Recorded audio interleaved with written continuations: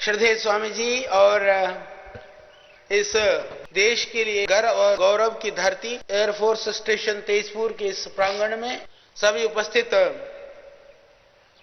अधिकारीगण, माननीय हमारे भाई राजू जी, बहन राजू जी और हमारे ग्रुप कैप्टन साहब प्रसाद जी, सभी ऑफिसर्स और बाकी सभी हमारे भाई बहन, अभी आपको योग का और भी आनंद लेना है।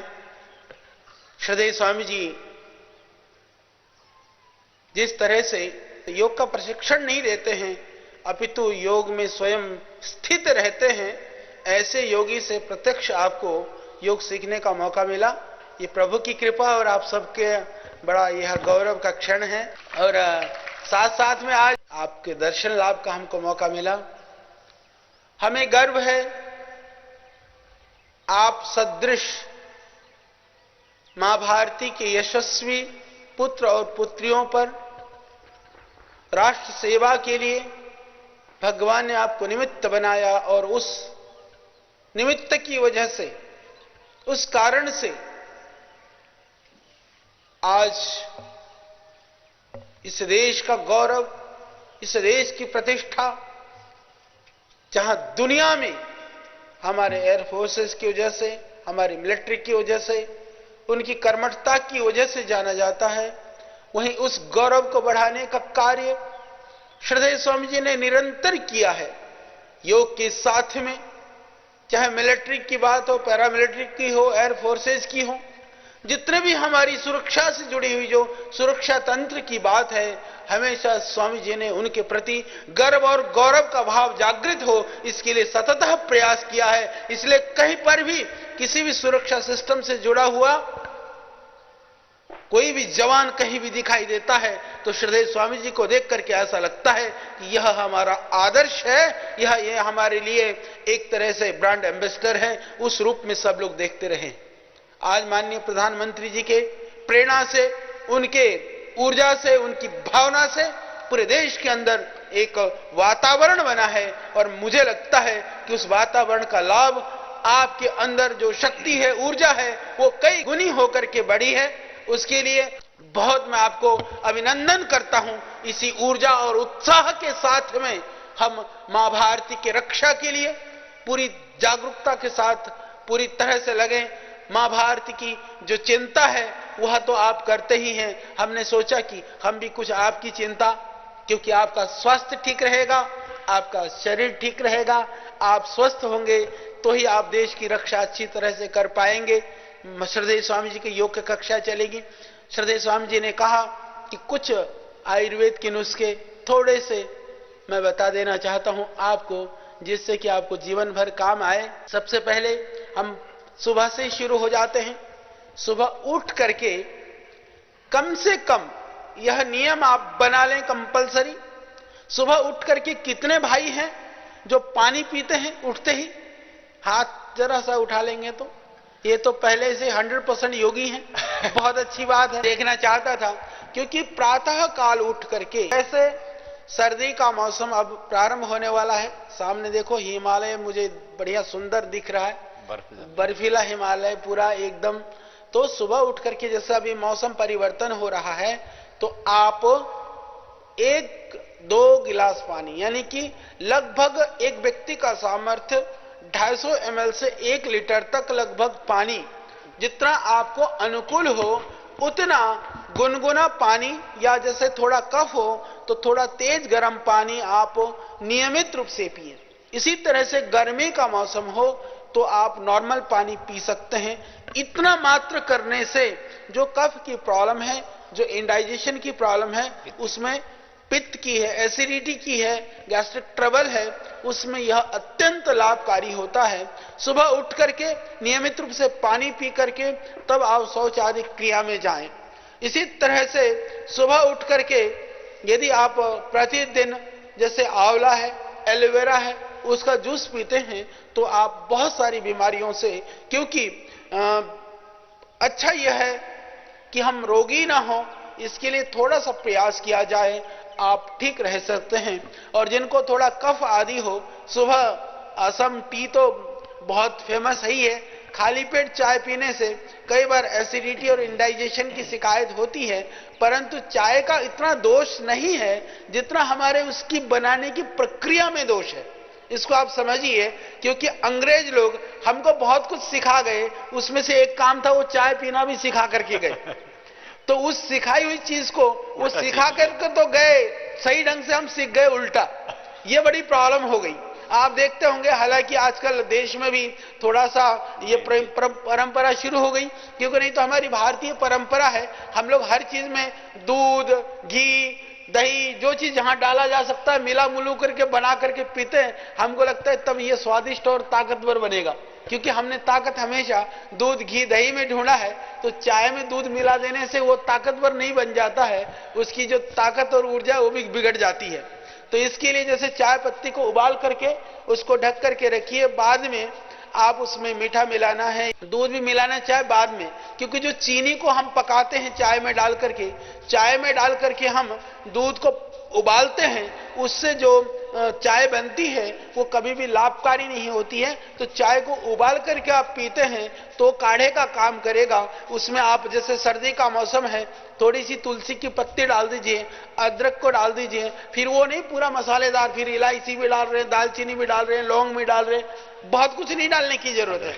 या तो तुलसी की पत्ती और थोड़ा सा आप अदरक डाल दीजिए, ज्यादा कफ है तो एक आध काली मिर्च डाल सकते हैं, इतना ही करके उबालिए तो वह औषधि का काम करेगा।